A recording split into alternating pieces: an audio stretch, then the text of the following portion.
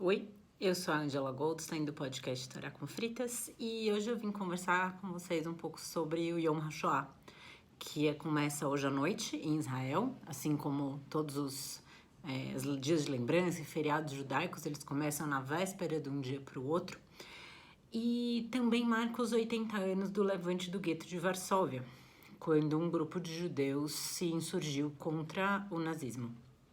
E mais do que isso, mais do que lembrar os 6 milhões de judeus que foram mortos durante a Segunda Guerra Mundial, durante a Shoah, eu queria lembrar que o Holocausto, ele não é o começo da história, ele é o fim da história.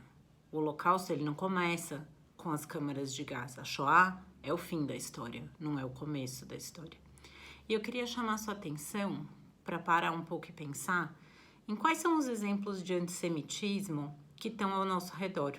O que a gente vê, né? Porque o Holocausto e a Shoah, eles começam com manifestações menores de antissemitismo.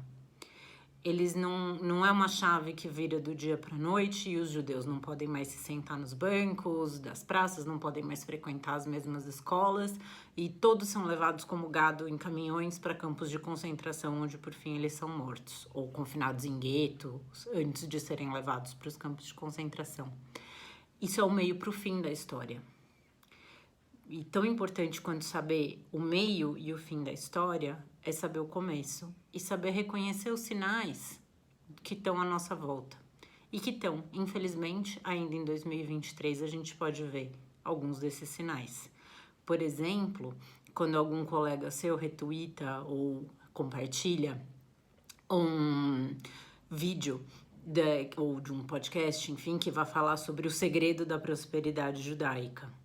Ou quando você ouve pessoas falando que existe um grupo por trás disso tudo, querendo mandar em tudo que está acontecendo no mundo e quer estabelecer uma nova ordem mundial. Ou quando as pessoas dizem que elas admiram muito tudo pelo que os judeus já passaram e continuam vivos, né? Então, quando a gente ouve essas coisas e esses sinais, quando a gente vê sinais como tem acontecido nos últimos dias nas escolas brasileiras, isso tudo é o começo da história.